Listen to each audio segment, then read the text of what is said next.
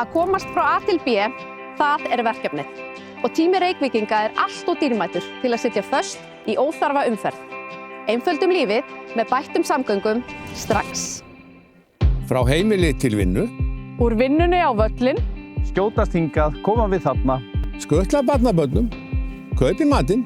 Komum fólki hraðar á milli staða strax. Við vitum það best sjálf hvað fararmáti hentar okkur.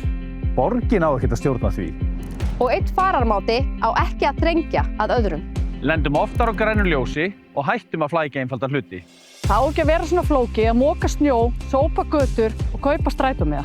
Og hættum að ráðskast með fjölda bílastæða fyrir utan heimili fólks. 0,3, 0,5, 0,7.